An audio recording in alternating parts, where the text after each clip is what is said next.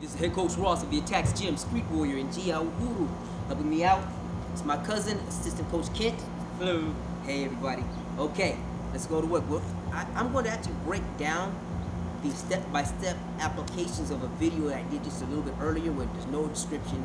I'm just coming off the bike, motorcycle, to the door. Kent plays the role of a criminal, pulls a knife. Criminal, you already know. You know, he comes in with the knife, exits, enter stage left, ready to knife somebody. And it's a real knife. Show him the knife. Step a little closer to him so you show him his knife. There you go. Still stuck. Leave him bounce over here and show it at the camera. It's real. You cut yourself. Real knife. I mean, it's real. It's a real knife. It's a real knife. So yeah, our stuff was live. That was sweet, wasn't it? All right. Our stuff is live, but like we keep telling you, it's a legit, real self-defense technique. So those of you who are saying, it wouldn't really work against a real knife. That's what we work against. We work against real knives first, and then practice weapons next. This way we don't develop bad habits. All right. So step by step, this is what happened. Kent is the criminal. We're gonna have the knife come off of this side because this is where the camera is. We know most of the time, most criminals and most people are right-handed, but we're gonna go with the left just because the camera's to our left. All right. So I had my keys in the door. Kent came from behind me, and like most criminals do, they drive you forward, take your balance away, put the blade right on my throat. Can you see that, camera clear? Can you see that being clear? The blade is actually on my throat. Can you see it? All right.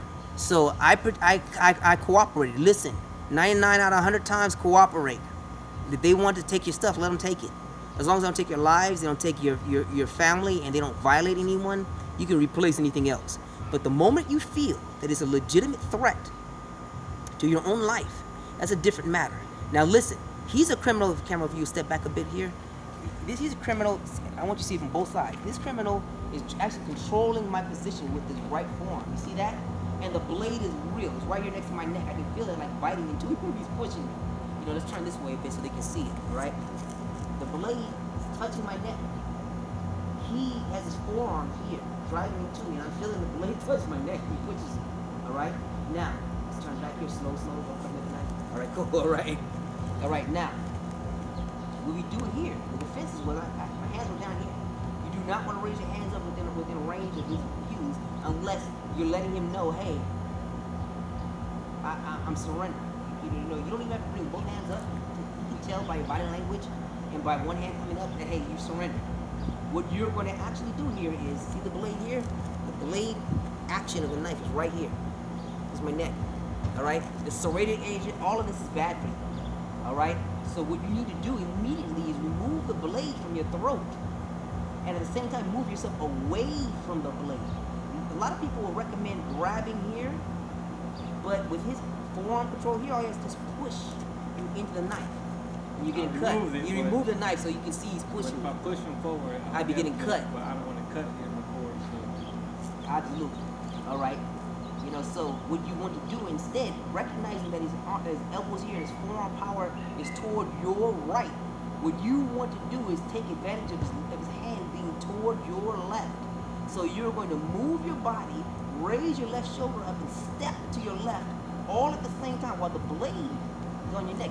With the blade touching your neck here, if you pull down, you can scrape down. You have to actually move your head back, which is what we're going to wind up doing. All right? So as his hand comes, his head moves back. I get the head butt off, if you notice. Head butt off, boom, and I'm trying to pin his arm. At the same time, notice, let me turn here. Notice, why I get here, I'm aiming toward his hand. See how his hand is moving here? I'm not moving toward his forearm where he keeps me under complete control, his elbow. This elbow comes up, my head comes back toward his arm, and I'm pulling with this arm as my body drops here, all in one motion. All right? For those of you who wonder what that is, for those of you who wonder what that is, what we're actually doing, all right, it is this movement, which you should remember from here. All right? This is the real life application of the Ngoma Yahu Gangan Yifu, the dance of deception, as opposed to the cardio capoeira joint right here, which you get your step. All right? So we're doing here this. His hands pulling forward, shoulders hunching. The act of hunching your shoulders and the level change and the head movement back here and turning is what frees you from the blade. the blade is here, actually on your throat. I can feel it touching. All right. What you want to do here is you want to do two things at once. If you move your head back and don't control your hand, he'll just push you into the blade, and the blade will follow. So what you want to do here, you don't move straight back. You move at an angle. You move towards, see where his hand is, see where his forearm is here, but you can see where his right hand is grabbing at his, toward my left shoulder and toward his own left hand. You're moving toward that hand, moving this way here. You're moving that way, not straight back. Your head moves straight back, your shoulder raises, but your feet move at an angle, which forces the blade forward. You see that? Now, you're going to wind up, you're going to do a level change, and you're going to pivot and hammer the groin. Bam! Right to the groin. Now, if you have the space, when you step here, shoot your butt back, which forces him to move here. But if you don't, which most of the time you don't, sometimes you do, but sometimes you don't, but most of the time you don't, you move here and immediately, you see how my shoulders raised, pinning the arm, so he can't, if I were to let go, try that, no, can't. But grabbing here really gives you a good base. I pull my elbow out here so you can really see what's happening. I exaggerate the motion.